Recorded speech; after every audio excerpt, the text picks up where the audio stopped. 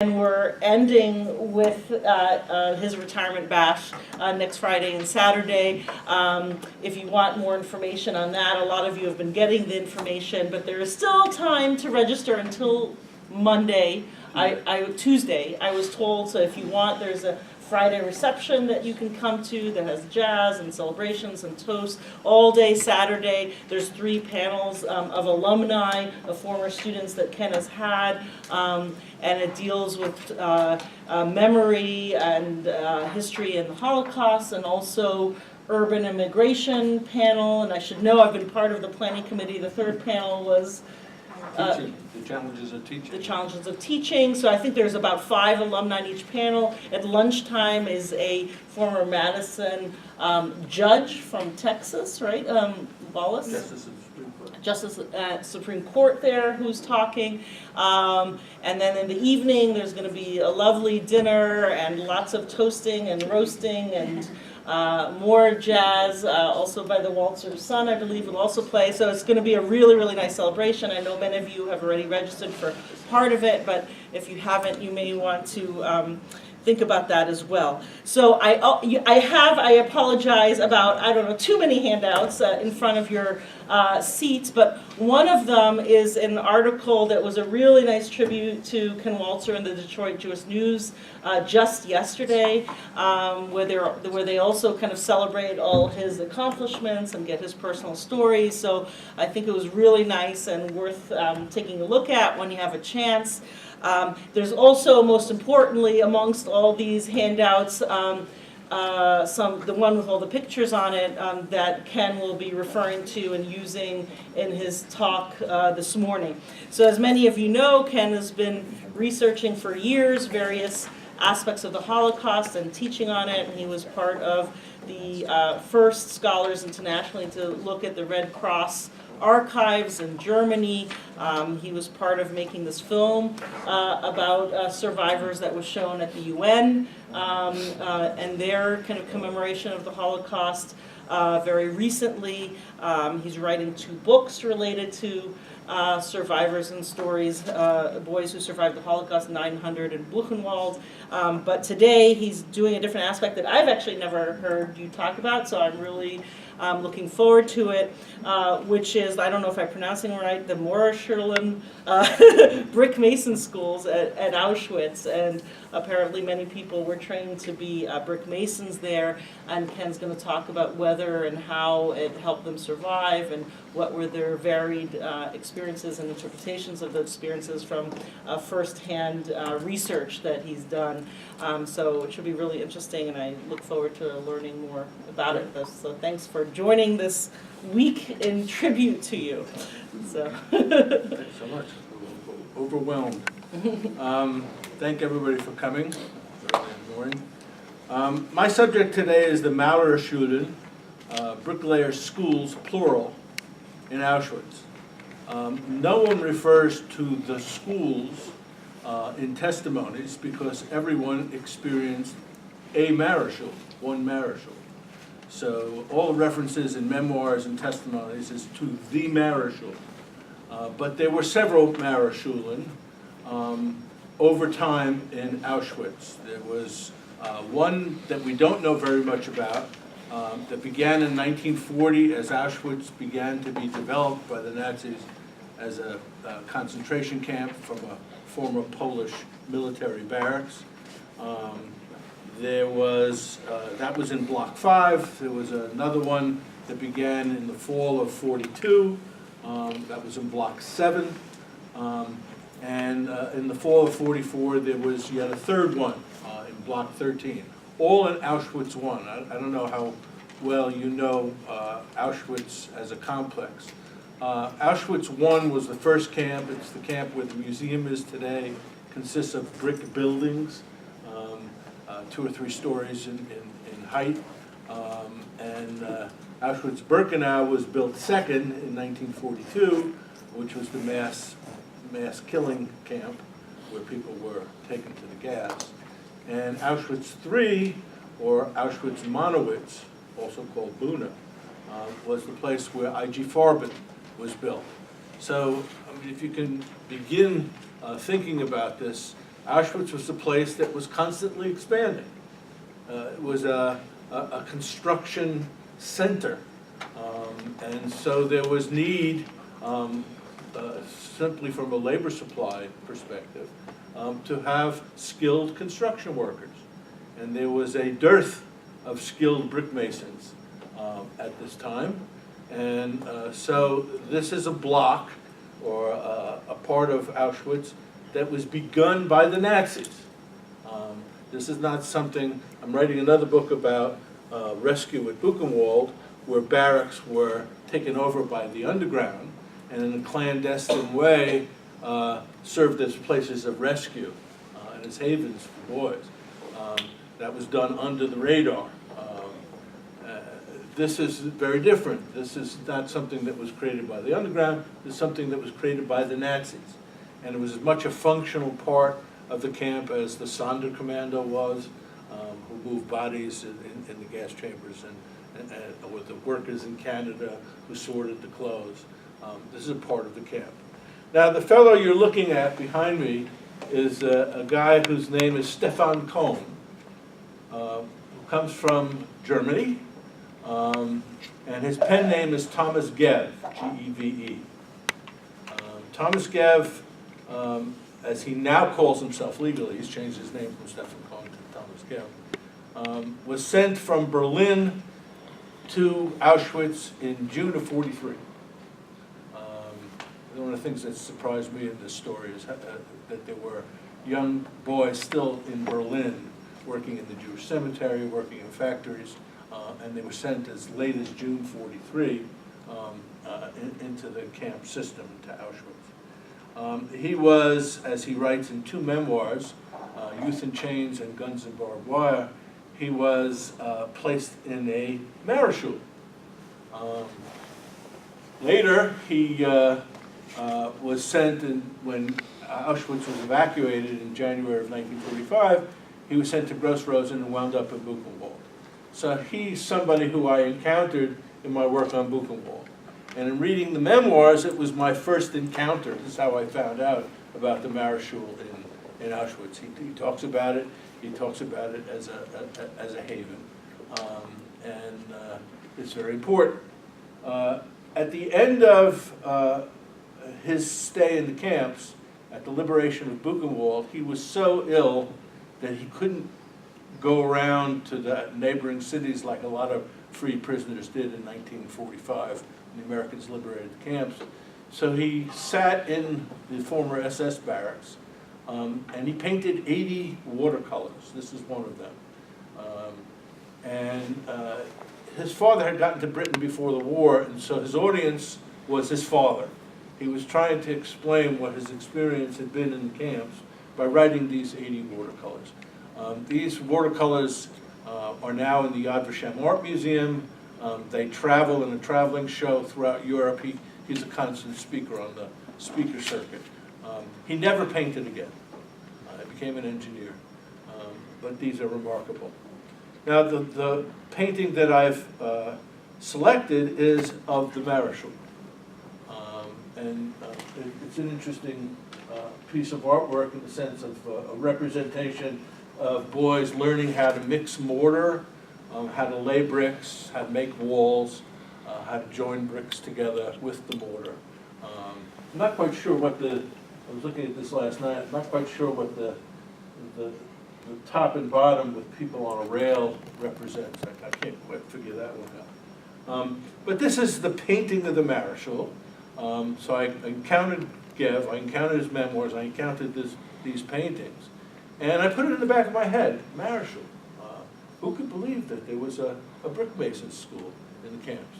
Turns out there were many brick mason schools in many camps, but I didn't know that at the time. I didn't know very much about the Mauererschule.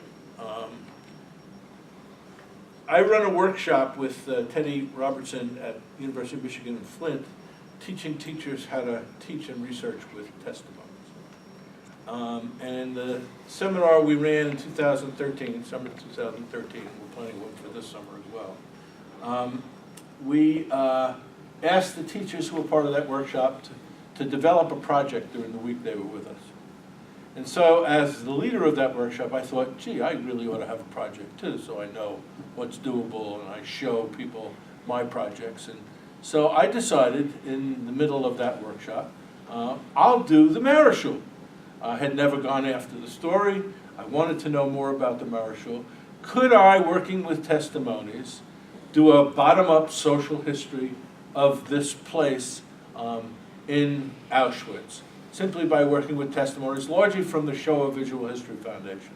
And we brought in somebody from USC who was an archivist with the USC Shoah Foundation, and he told me that the index didn't really work for Mauererschule because they didn't know about it, and they only started indexing it about halfway through. So the 12 that showed up in the first data search really turned into 25 or 30. So I wanted to find out about the Mauererschule. Thomas Gev told me about it, and this was my opportunity. Now, people who work with testimonies do micro-history. They do the study of small places. So what I set out to do in this project was to do a micro-study of a block at Auschwitz, a site or a space that was a functional part of the workings of the camp, an actual functional part of the central construction management. Now there are records about this, but they're uneven, and they're also euphemistic. They don't tell the whole story. But this place did exist, and in fact that's a picture of Block 7A, which is where the Mauererschule was from 1942 to 44. And that's what I'll be talking about. If you're going to do a micro-study, you have to begin it with key questions. That's what I tell my students. What's your question? So I took as my question Thomas Gev's claim in the painting in German.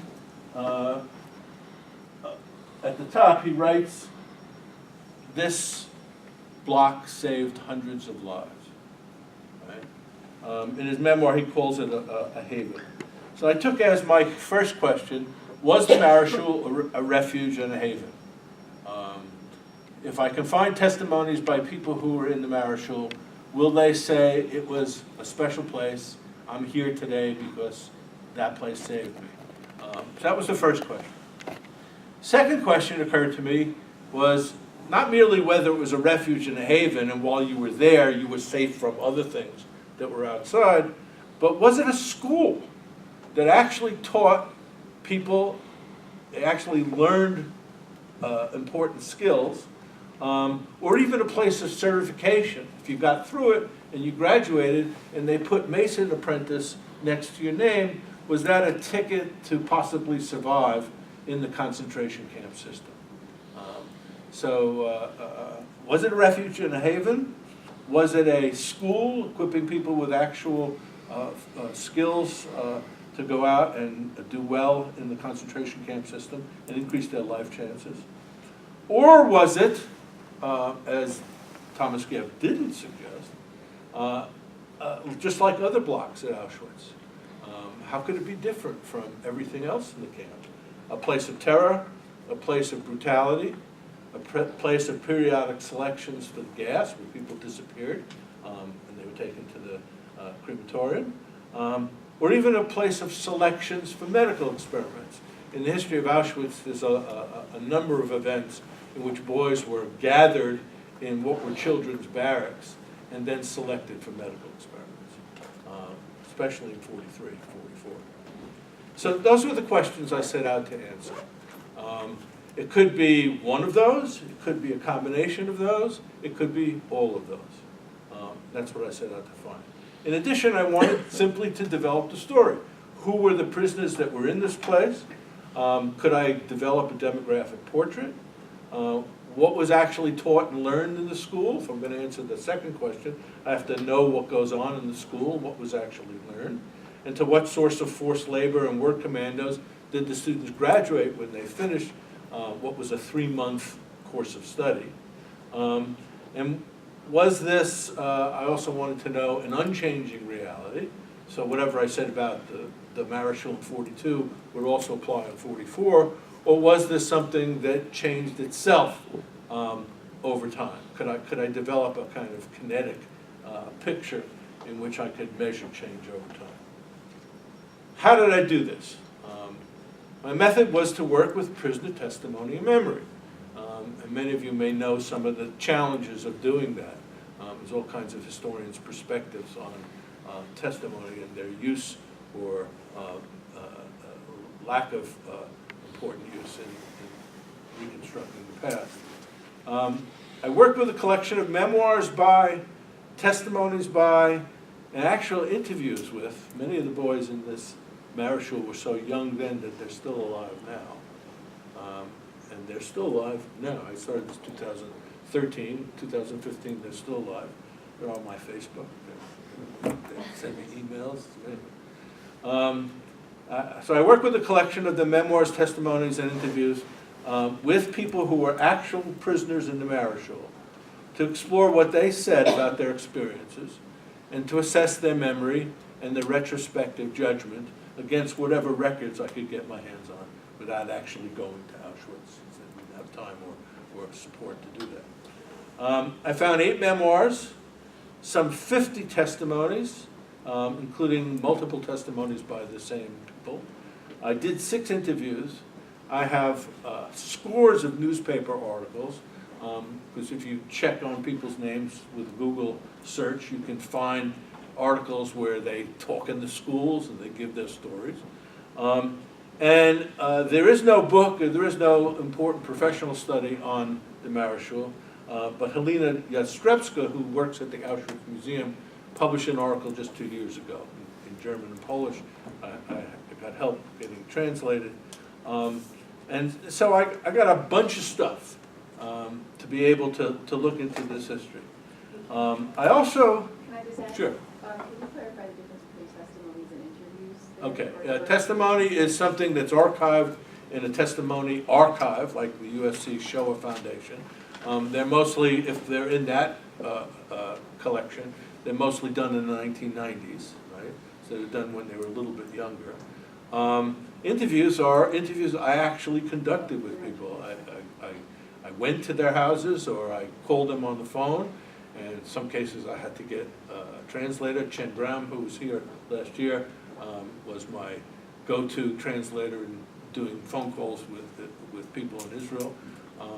So I was able actually to get a range of materials. Actually, just to follow up on that, so the testimonies that are there, they were presumably conducted by someone else? Right, No? and Okay, so- that's one of the problems of working with them, because sometimes you want to reach into a testimony and say, why didn't you ask him this question? But Do you have the full transcript, or do you only have excerpts? I have the Like, what do actual... you have? You have a full transcript of the whole? Not transcript. We have the video testimony. Okay. University of Michigan Flint has connected up to the USC Shoah Foundation. They did that when I was a visitor there. And just one other part, what's not yet ITS? International Tracing Service. Okay. There is, for those of you who don't know, any prisoner who was in the German concentration camp system, not Auschwitz or Treblinka, not the death camps, but if you were in any camp in the German concentration camp system, there is the same kind of records about you as a prisoner that there is about MSU students at MSU. It's as elaborate as that. So that every prisoner has a prisoner personal card. Not all of these survive. Some camps were burned or so forth, but many of these people have prisoner personal cards.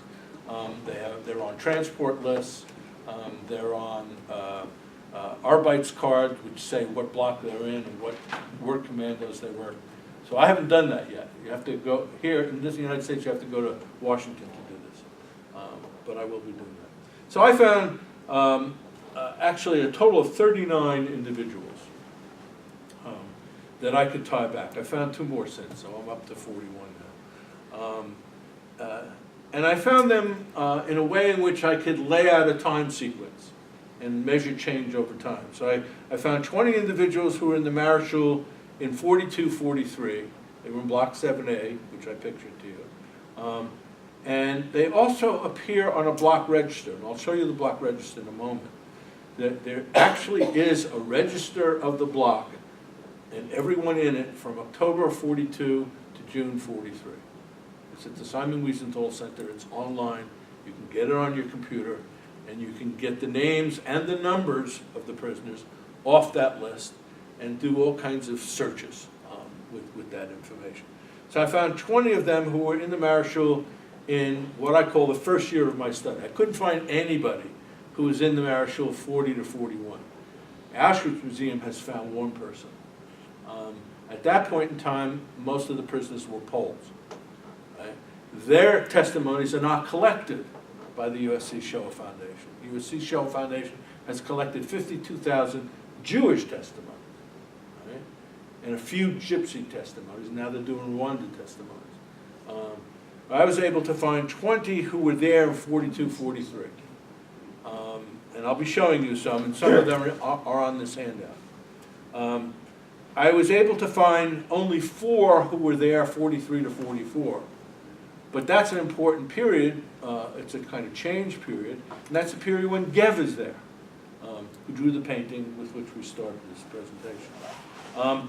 And then finally, I was able to find 15 individuals who were in the Mauererschule during its last guise, from September to November 1944, before Auschwitz started to be closed down and all the prisoners were evacuated from Auschwitz in January 45. So I was able to get, although not an even, but nonetheless a 3-part sequence about the Mauererschule. This is a page from the register for Commando Mauererschule, documenting arrivals and departures from October 3rd, June 1st, 42 to 43. Most of it is like on the bottom right, written in handwriting that's very hard to read. But I reproduced this page for you because it's almost calligraphy. And you can read things very clearly. You're able to get a sense of when people came by their numbers. You were able to get numbers, so I will be able to search in the ITS using those numbers as well as the names. And most importantly to me, in this column called Remarks, it tells where they went after they graduated from this Mauererschule. It tells their assignments. Their assignments are to private companies. Riedel and Sohn is a company at Auschwitz that built the crematorium. Crematorium 405. Or they went to the DAW Stahlhof, which meant they were building additional space at the German Equipment Works. Or they went to new construction. This was a particular work commando, Neubau, new construction. Or they went, in a couple of cases, to the Auschwitz farms, Babitz's and Auschwitz farm. So I can get people's names. I can then go to Shoah Visual History Foundation and put the names in and find people. Or I can find out enough about one person and to know that he came from a particular town. I can search by the town, and I can find additional people who weren't coded as Mauererschule in the foundation index.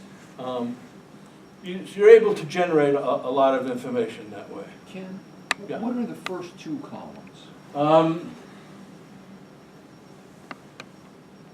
They're the numbers that came in at a particular time, I think, although the numbers are written backwards. Yeah, that's what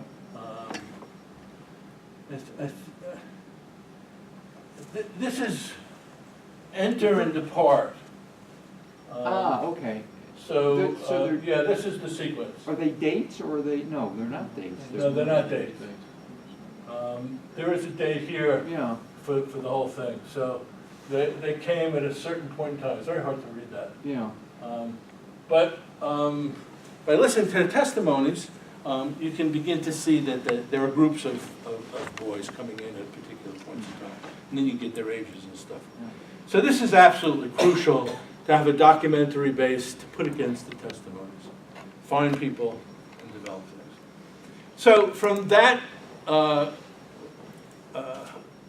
set of things, from the register and then working with the testimonies, it's clear that initially the population was largely Polish, but after mid-42, as the final solution began to hit its stride, it became predominantly Jewish.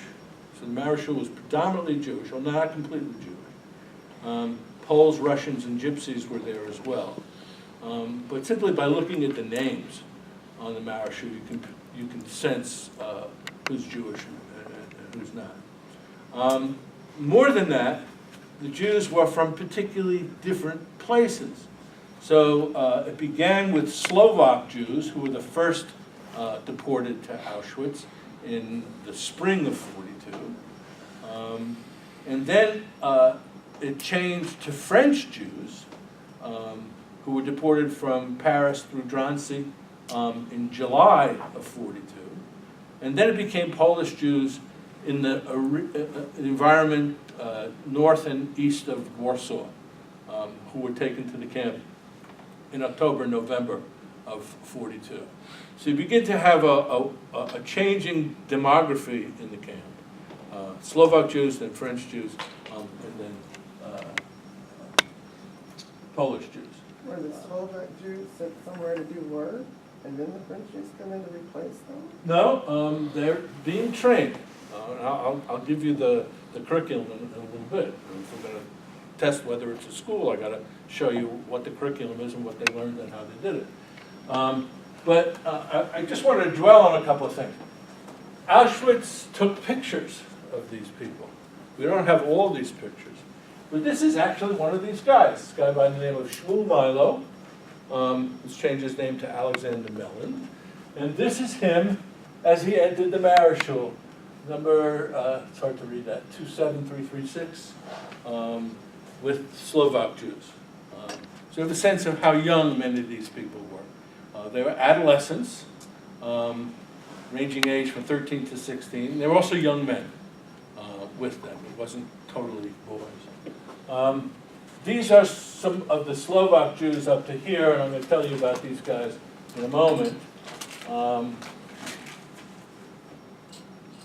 This is a French Jew, Henry Blanc. He's probably the most well-known survivor in France now, and is a constant speaker at the Memorial de la Shoah in Paris. And these are Polish Jews who came in at the end of '42 and in early '43. This is Yakov Skurnik. I want you to remember that name, Jack Oren, because he's going to come up again. This is Moses Dach and Joe Engel. Joe Engel became a prominent survivor in Charlotte in the South, and gave many testimonies. It was actually archived at the University of Charleston. In Charleston, not Charlotte. And these are guys I've just recently found preparing this talk. There's a rabbi by the name of Baruch Goldstein, who was a prominent rabbi in Boston for a lot of years, and finally wrote a memoir, which is very, very good. And I'm sorry, the photographs that were taken there, where do you find those? These are from the Shoah Visual History Foundation. Oh, within the Yeah, you can actually copy their photos now when they gave the interviews in the 90s. These are all from the 90s. Oh, no, the photos at the top, the three photos that were taken with the board. Oh, at the end of testimonies in the Shoah Visual History Foundation, the interviewees are invited to show their photographs. Okay, so. And so some of them have these photographs. Okay, so do you know, is there another repository where one can No. use those photographs? No. So the ones that survive are ones that people have Yeah. of themselves? Yeah, there may be more at Auschwitz, Okay. but I've not worked in the Auschwitz Museum. Did the people talk about how they got the photographs? No, but you can usually assume that they got it because they applied for reparations and they got information and they got these photographs. So they went to Auschwitz themselves. Auschwitz is very supportive of survivors returning. They have free run of the place. They can go anywhere they want. They always go back to the Mauererschule. You'll see in the pictures that are coming up. And so I just picked that picture out. There are others. I have about a half dozen or more, so that you can see what kind of ages we're talking about. So remember Yakov Skurnik or Jack Oren, and remember also the two guys at the right on the bottom who we will have reason to spend some time These are some of the Slovak Jews. They came in April from a place in Slovakia called Trnava. And they were among the earliest Jews in Auschwitz, and you get a sense of that immediately from their testimony, because they were tattooed not on their arms, but on their chest, which I didn't know. He takes his shirt off. All the survivors are asked to show their tattoos, and he does it by taking his shirt off. These are also two prisoners who lost track of one another in the years since the war, and were amazingly reunited in 2005. So there were many newspaper stories about these guys. The top one, Otto Dov Pressburger, is still alive in Israel. He was a recent torchlighter, honored survivor at Yad Vashem, but Eugene Zinn has died. They were together in the camp. They remembered being together. And that's also a sub-theme I'm going to get into a little bit later. People were not alone.